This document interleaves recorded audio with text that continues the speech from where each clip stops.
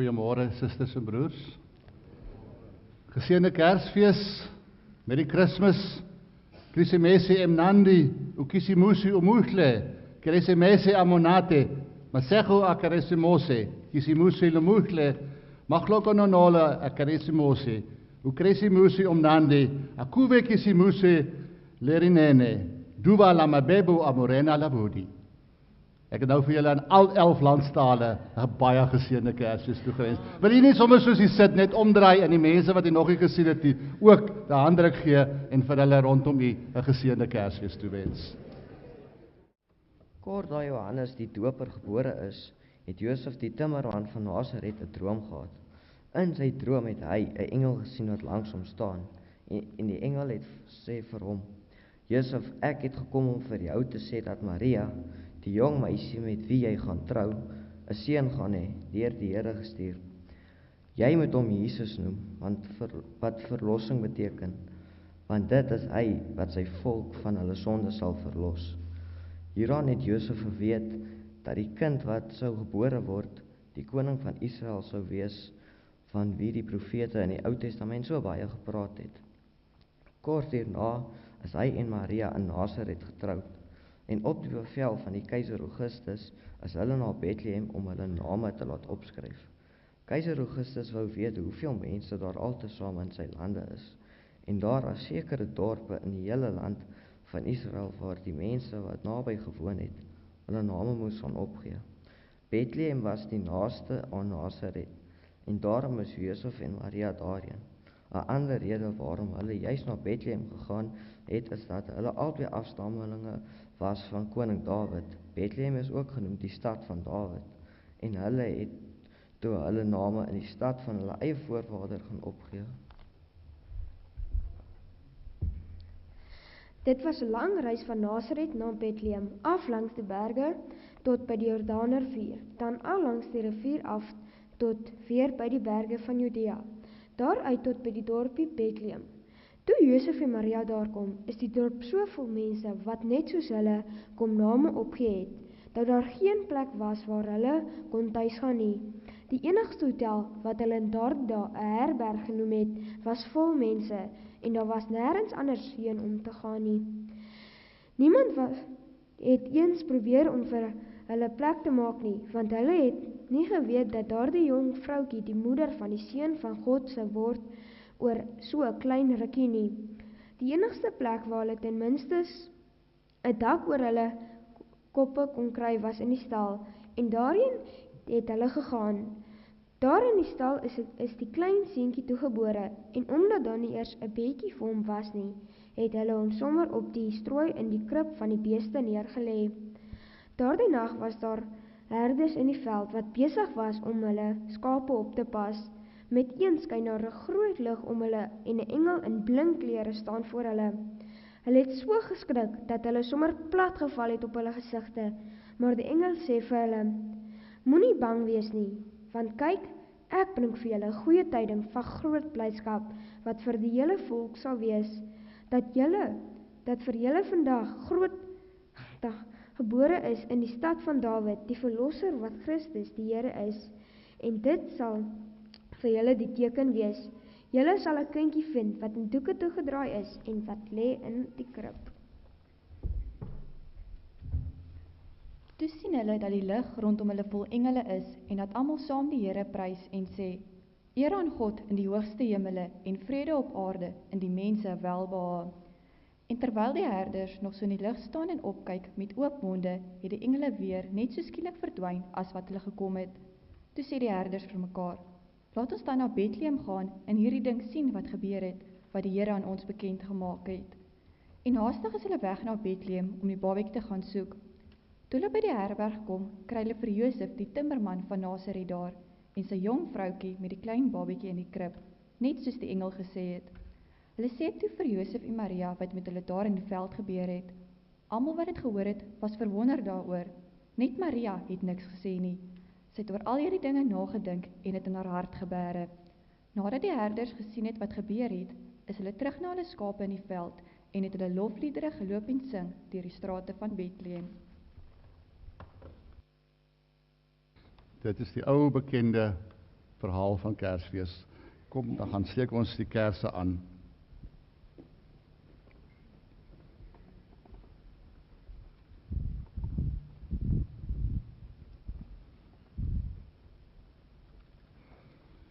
En Jakob, jy kan vir ons die eerste blou kers aansteek. Die eerste blou kers is 'n simbool van hoop. Dit word ook soms die kers van die profete genoem. Die profete wat die voorspellings gebring het van die geboorte van die Messias. Zak, dan steek jy vir ons die tweede blou kers aan. Die tweede blou kers is die simbool vir liefde. En dat ons dink aan Johannes 3 vers 16 wat sê, so lief het God die wêreld gehad, dat hy sy seun gestuur het, sodat ons kan lewe. Sop nou julle nie julle vingers brand nie. Die pink kers, Marinda, die pink kers symboliseer vreugde. Die vreugde waarmee die engele gesing het, die vreugde wat ons gedenk as ons Kersfees vier. Dan sal ek die laaste aansteek. Die laaste van die Kersfeeskers of van die Adventskerse is nog 'n bloue en dit symboliseer die vrede waarvan die engele gesing het. En dan op Kersdag self steek ons die wit kers aan, die sogenaamde Christuskers. En dit symboliseer ons geloof in Jesus Christus, wat die lig van die wêreld is. Liewe Jesus, baie dankie dat ons vandag hier by u verjaarsdag kan wees. Baie dankie dat dit ons so bly maak dat ons nie kan anderster as om te sing. Hierdie pragtige liedjies wat ons ander tye van die jaar so 'n bietjie van vergeet.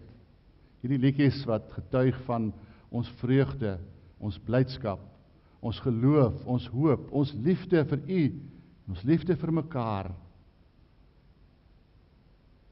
En daarom is ons gebed dat op die baie plekke in ons land en in die hele wêreld, waar mense vandag u geboortedag herdenk, waar mense vandag u verjaarsdag vier, dat u woord ook daar baie helder sal weerklink. Dat dit sal wees as 'n lig wat helderder skyn as hierdie kerse wat ons vanmôre aangesteek het. 'n Lig wat die wêreld verlig. Juis Here, dat so die mense wat soveel rede het om hartseer te wees, hulle wat dalk aan siektes ly, wat pyn ervaar, hulle wat dink aan geliefdes wat verlede Kersfees nog by hulle was en vandag nie meer daar is nie, hulle wat onreg ervaar in die lewe, in oorloë, in geweld, of in hulle huise, hulle wie se huwelik aan skerwe is, en wie se gesinslewe verpletter is. Here, dat hulle ook hierdie liedjies mag hoor. Nee, dat hulle u woord mag hoor, en dat dit vir hulle 'n stukkie vreugde in hulle lewe kan terugsit. En daarom is ons gebed, Here, ons wat dan die voorreg het om vanmôre u woord te ontvang, help ons om dit nie net te verstaan nie, maar maak dit deel van ons lewe, dat ons dit met ons kan saamvat, en dat ons dit ook kan uitdeel aan hulle wat nie vandag hier kon wees, of hier wou wees nie. Dat ons in die weke wat kom, die vreugde, die vrolikheid, die blydskap van Kersfees verder kan versprei. Daarom moet u maar asseblief die prediker wees, hier vanmôre en oral waar u woord uitgaan, want ons wat in die diens staan, struikel te maklik, en ons groot gebed is, dat u ons sal verhinder om 'n hindernis in die weg van die woord te wees. Seën die verkondiging van die woord, in Jesus naam, amen. Psalm 98, die opskrif is dood eenvoudig, 'n psalm.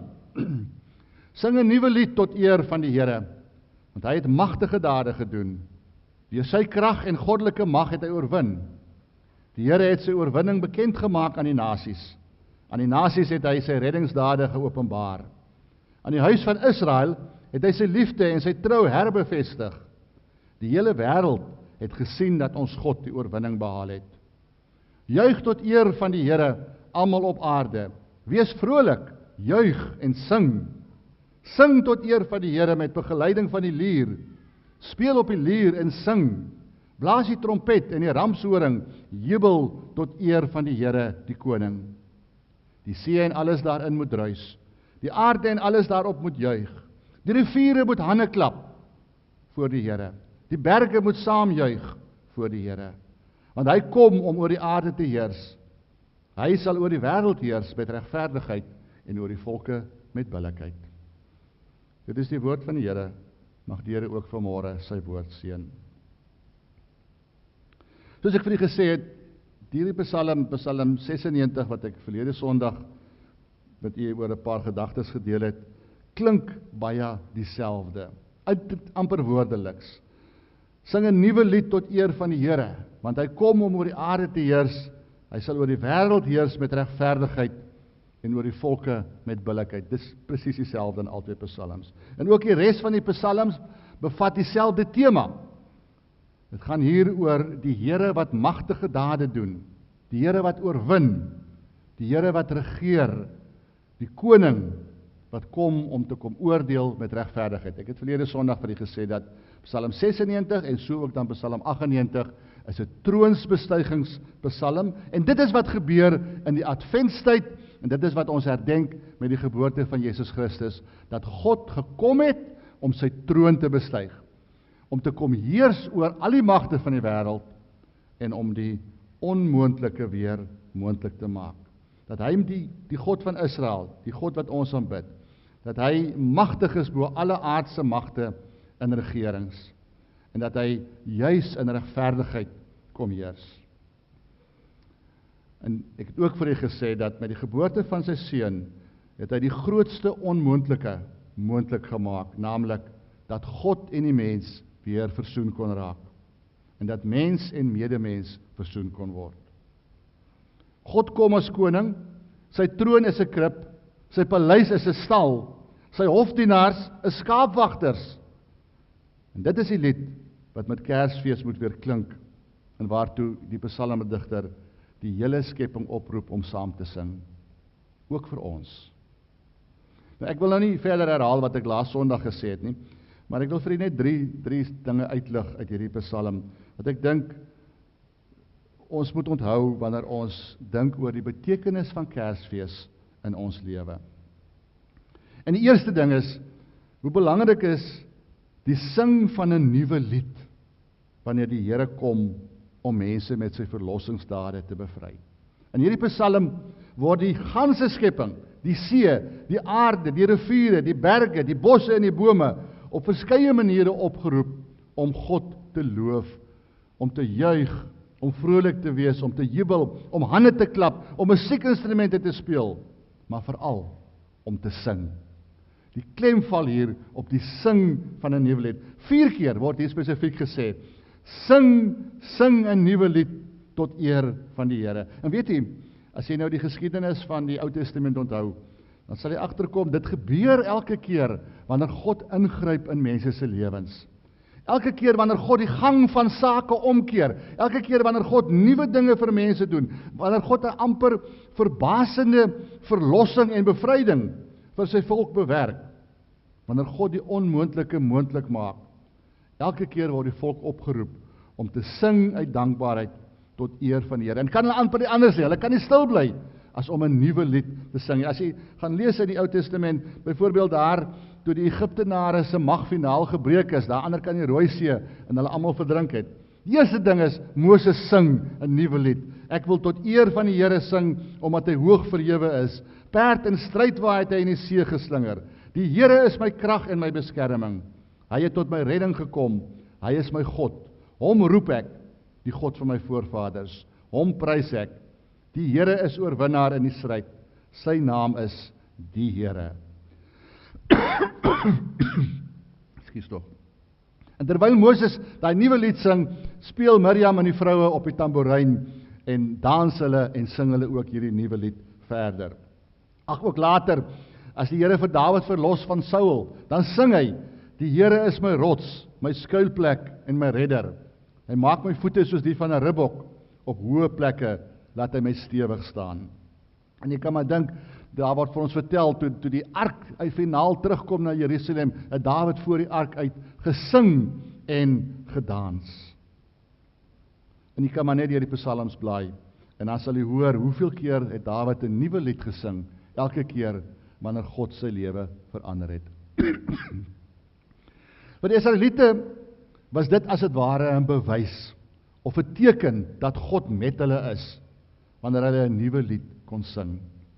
En daarom het dit gebeur dat hulle liedere stil geraak het, wanneer hulle ver van God gevoel het. Ek kan maar daar gaan lees, as hulle in Psalm 137 kla, by die riviere van Babel, daar het ons gesit, en ons trane het gevloei as ons aan Sion dink. Aan die wilgerbome in daardie land, het ons liere opgehang, toe die wat vir ons gevange weggevoer het, ons gevra het, om 'n lied te sing, en toe die wat ons leed aangedoen het, van ons vrolikheid wou hê. Sing vir ons 'n lied oor Sion. Hoe kan ons die lied van die Here sing, in 'n vreemde land? Met ander woorde, die teenoorgestelde is ook waar. As die Israeliete ervaar dat God nie met hulle is nie, dat God hulle in die ballingskap laat wegvoer, dat God hulle straf, dan kan hulle nie meer sing nie, en dan hang hulle liere aan die wilgerbome op. En 'n bietjie later, as God dan weer hulle lot verander en weer vir dit wat vir hulle onmoontlik gelyk het moontlik maak, dan sing hulle weer in Nehemia 9. Dit is U alleen is Here. U het die hemel gemaak, die hoogste hemel en sy hele leermag, die aarde en alles daarop, die oseane en alles daarin. U laat hulle almal lewe, die hemelse leermag buig voor U. Punt wat ek wil maak, dood eenvoudig, as God jou lewe verander, dan moet jy 'n nuwe lied sing. En daarom is dit ook nie snaaks dat, toe die geboorte van Jesus aangekondig het, toe sing Maria, ek besing die grootheid van die Here, ek juig oor God my verlosser, omdat hy na my in my geringheid omgesien het. Kyk, van nou af sal elke geslag my gelukkig noem, omdat hy wat magtig is, groot dinge aan my gedoen het, heilig is sy naam. En wanneer hulle vir Jesus, daai klein babatjie, in die tempel inbring, en Sagaria sien hom, en hy besef, dit is die Messias vir wie ons gewag het, dan sing hy, lofwaardig is die Here, die God van Israel, want hy het sy volk in genade opgesoek, en vir hulle verlossing bewerk. En by die geboorte sing die engele, eer aan God in die hoogste hemel, vrede op aarde, vir die mense, in wie hy 'n welbehae het. En weet jy wat is die mooiste? Die Bybel voorspel vir ons, dat eendag, wanneer Jesus weer kom, sal ons weer 'n nuwe lied sing. In Openbaring 19, sing die verlostes, die kinders van die Here. Prys die Here, die oorwinning, die heerlikheid en die mag behoort aan ons God. Prys die Here ons God, die Almagtige, heers nou as koning. Laat ons bly wees en juig en aan hom die eer gee, want die bruilof van die lam het aangebreek, en sy bruid het daarvoor gereed gemaak. Die volk van God sing altyd 'n nuwe lied, wanneer hy die onmoontlike moontlik gemaak het, wanneer hy sy reddingsdade bewerk. Die tweede belangrike ding wat ons uit hierdie Psalm kan leer, om te onthou met Kersfees, is dat 'n mens nie net 'n nuwe lied, of dat 'n mens net hierdie nuwe lied kan sing, as jy ook 'n nuwe mens is. As jy deel is van die nuwe volk van God, en van sy kerk hier op aarde. As jy daar mooi geluister het, sal jy hoor, in vers 2 en 3 sê die psalmdigter, die Here het sy oorwinning bekend gemaak, en die hele wêreld het gesien dat ons God die oorwinning behaal het, maar, vers 3, aan die huis van Israel, het hy sy liefde en sy trou bevestig. Dit is asof God aan die res van die wêreld wys, hoe verskriklik sy oordeel kan wees, hoe sterk sy mag is, maar in die huis van Israel, aan sy volk, wys hy sy liefde.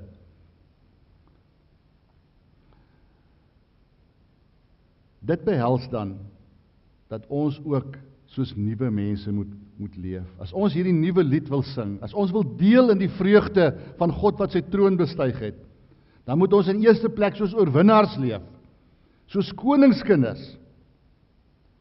Ek het verlede Sondag vir u ook gesê, die lied van Kersfees word maklik in ons ore verdoof as gevolg van die geraas en die gejaag van ons dolle lewe.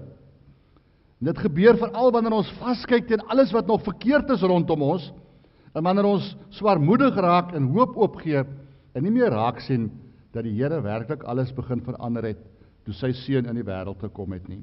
Daar raak ons klarig. En daar raak ons negatiewe mense wat nie kan 'n nuwe lied sing, wat veral by Kersfees eintlik maar net meer rede vind om negatief te wees.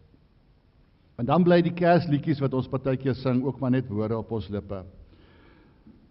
Ek het vir u vertel van 'n ateïs wat by 'n stadium gesê het, julle Christene verbaas my. Julle is die enigste godsdienst wat glo in 'n almagtige God. Tog bly julle kla en wanhoop, asof julle nie glo dat hy werklik julle omstandighede kan verander nie. As ons nuwe mense word wat 'n nuwe lied sing, dan moet ons leef soos oorwinnaars. Mense wat vertrou op God wat die oorwinning behaal het. Mense vir wie die kindjie in die krib die ware koning is. Maar dan moet ons nie net nou, hier rondom Kersfees, en dit is vir my so jammer dat ons dit in die kerk doen, moet ons nie net nou liedjies sing oor die geboorte van Jesus en die vreugde wat dit vir ons gebring het nie. Maar dan moet dit eintlik dwars deur die jaar deel van ons leefwyse wees. Moet ons hierdie vreugde van Kersfees uitleef, soos vers 3 sê, dat die hele wêreld kan sien dat God, ons God, die oorwinning behaal het.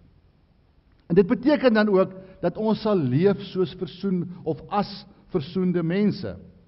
Ek het vir u gesê, die grootste onmoontlikheid wat God kon moontlik maak het in die geboorte van sy seun, is dat die mens met God versoen kon word en ons ook weer as mens tot medemens versoen kan wees. Natuurlik wil ons graag met God versoen wees. Daarom sing ons en ons bly met Kersfees. En tog klink daar baie keer vals note in ons liedere. Want jaar na jaar bly ons kwaad vir mekaar en weier ons om werklik te vergewe en te vergeet, om versoen te word met ons broers en ons susters.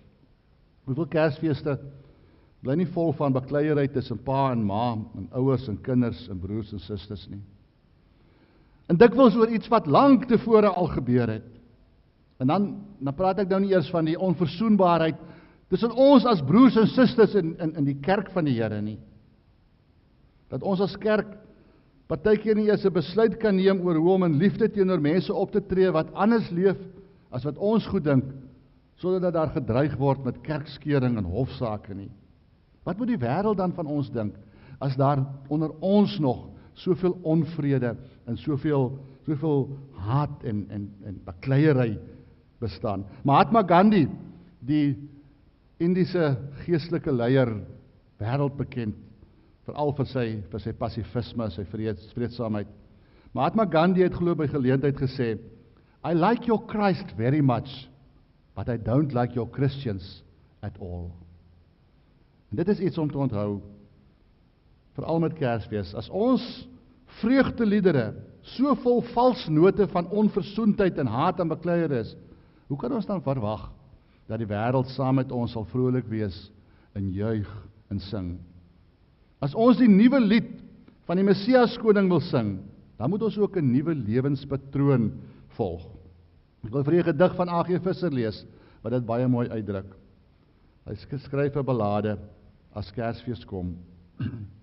As Kersfees kom, geseënde tyd, dan word 'n droewe wêreld bly. Gaan harte oop, staan deure wyd, alwaar die milde invloed sprei, van vrede, vriendskap, goeie wil, wat meng in soete harmonie. Die boodskap dat ons harte tril, maar môre gaan ons weer baklei. As Kersfees kom en vriendelikheid en goeie Sinterklaas vry, heers wyd en suid beminlikheid in kerke en stande streng geskei. Dan blykbaar is daar geen verskil. Die vredevors al toegewy, warm word in wêreld doods en kil, maar môre gaan ons weer baklei. As Kersfees kom, wyk kleinigheid, vergeet ieder sy party, wyk wangis en verneinigheid, wat broeders van mekander skei. Dan swyg die dwarstrek geeste stil, voor vrede, engele sang en ry. Die kom so graag, as ons net wil, maar môre gaan ons weer baklei. Die Kersfeesgees, die goeie wil, die spreek tot u, die spreek tot my. Sy boodskap, dat ons harte tril, maar môre gaan ons weer baklei. Dit is die vraag, waarvoor elkeen van ons by Kersfees moet staan. Ek het nou vir u gesê dat ons reeds in die Psalm geleer dat ons 'n nuwe lied moet sing met Kersfees, maar dat ons nuwe mense moet wees om hierdie nuwe lied te kan sing. Die derde belangrike saak wat hierdie Psalm ook vir ons uitlig, is dat ons dan ook in 'n nuwe wêreld moet leef. En dat ons wêreld moet nuut maak. Luister maar net hoe roep hy die hele skepping, die hele wêreld op, om saam die nuwe lied te sing. Blaas die trompet en die ramshoring, jubel tot eer van die Here die Koning. Die see en alles daarin moet druis. Die aarde en alles daarop moet juig. Die riviere moet hande klap en die berge moet saam juig. As ek vir die weer kan terugverwys na Psalm 96 waar hy ook sê, die hemele moet bly wees en die aarde moet juig, die see en alles daarin moet druis, die veld en alles daarop moet jubel, al die bome in die bos moet hulle verheug. Dis 'n nuwe wêreld, 'n vreugdevolle wêreld. Het jy opgelet dat met die koms van Jesus Christus span God as dit ware in die natuur in om te wys dat iets groots het gebeur. Hy maak die skepping deel van die nuwe wet. Daardie herders wat daardie nag in die donkerte daar by hulle skape was, sien skielik 'n helder lig wat die wêreld rondom hulle verlig. Die wyses in die ooste sien skielik 'n nuwe ster aan die hemelruim en daardie ster lei vir hulle na die koningskind. Dis asof die ganse natuur, die ganse skepping saam hulde bring oor die geboorte van daardie kindjie in die krib in Bethlehem, dat hulle saam hulde bring aan sy troonsbestuiging. En as ek dit vir u sê, dan kyk ons ook daarmee vooruit na die nuwe skepping, wanneer hy alles nuut sal maak. Ek het vir u gesê, ons gaan ook 'n nuwe lied sing as Jesus weer kom. Maar Johannes sê ook in Openbaring, as Jesus kom, het ek 'n nuwe hemel en 'n nuwe aarde gesien. Die eerste hemel en die eerste aarde het verdwyn. Die see het nie meer bestaan nie. Die dood sal daar nie meer wees nie. Ook leed, smart en pyn sal daar nie meer wees nie. Die dinge van vroeër het verbygegaan. En toe sê hy wat op die troon sit, kyk, ek maak alles nuut. Dis wat God begin doen het toe sy seun gebore is. Hy het begin om die wêreld nuut te maak. Toe hy sy troon bestyg het in 'n krib, in 'n stal. En hy sal dit voltooi wanneer hy weer kom. Dis waarna ons uitsien. Ons leef egter in 'n wêreld waar dinge al meer verkeerd loop.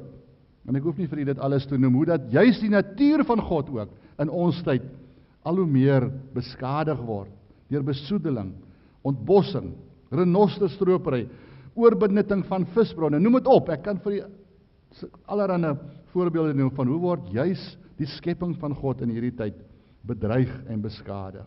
Ook die mensdom wat bedreig word deur oorbevolking en vigs en oorloë en terrorisme en geweld.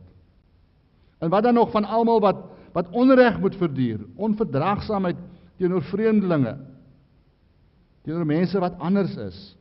Wat van korrupsie en wanbestuur wat so deel van ons wêreld geword het. Die wêreld is nog ver van die nuwe wêreld wat God beloof het. Maar die belangrike is dat ons wat glo, ons wat Kersfees vier, ons wat dit as die geboorte van Jesus Christus herdenk, dat ons sal leef asof God klaar vir ons die wêreld nuut gemaak het. En dat ons die wêreld ook sal begin nuut maak. Dat ons nie sal onttrek en dink, dis maar ander mense se probleme. As ons nuwe mense is wat 'n nuwe lied sing, dan moet ons betrokke raak om die wêreld 'n beter plek te maak. Al is dit in ons klein kringetjie, al beteken dit net dat ek my kinders leer om nie papiere by die venster uit te gooi en om nie rommel te strooi nie en om agter hulle self op te tel en skoon te maak. Dat ons die wêreld nuut sal maak, ook vir mense rondom ons. Dat ons vreugde sal bring in die lewens van hulle wat nie het wat ons het nie, maar wat miskien baie swaar kry juis in hierdie tyd. Dat ons sal probeer om die wêreld 'n bietjie beter te maak vir ander met wie ons saamleef. Ja, as ons nuwe mense is wat 'n nuwe lied sing, dan moet ons die wêreld nuut maak deur te leef soos mense wat ontdek het dit wat Jan de Wet van sing, dat hierdie kind eendag weer sal terugkeer om as regter te kom, oordeel en as koning te regeer, en dat hy die redder, die enigste hoop vir hierdie wêreld is. Ons sien uit na 'n nuwe wêreld wat God beloof het. Dan kan ons mos nie nou bly voortleef in die ou wêreld nie. Dan moet ons die wêreld ook vernuut maak vir almal wat dit met ons deel. Sing 'n nuwe lied tot eer van die Here met Kersfees. Leef soos nuwe mense en maak die wêreld nuut vir almal rondom jou. Amen. Kom ons bid saam.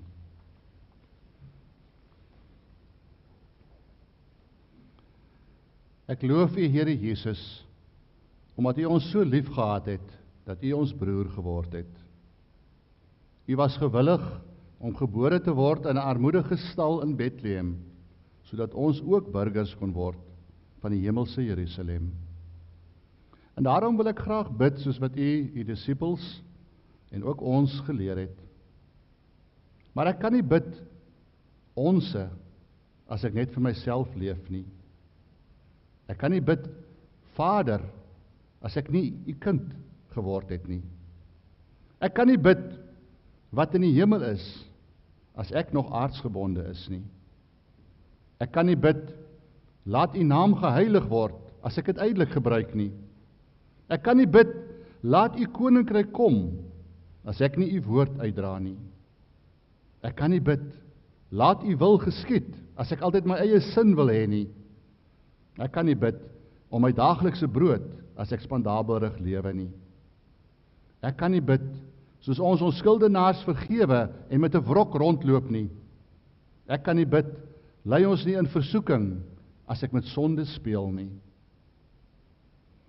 Ek kan nie bid aan U behoort die koninkryk as ek U, Heer Jesus, nie dien nie. Ek kan nie bid en die krag as daar nog vrees in my hart is nie. Ek kan nie bid en die heerlikheid as die eie ek my lewe regeer nie.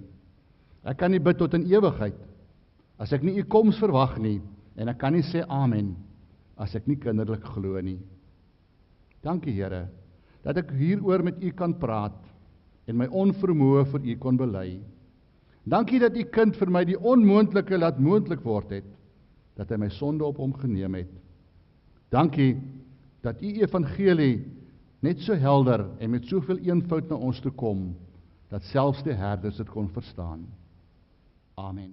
Gaan huis toe in sy vrede. Die Here sal julle seën en julle beskerm. Die Here sal tot julle redding verskyn en julle genadig wees. Die Here sal julle gebede verhoor en aan julle sy vrede gee. Amen.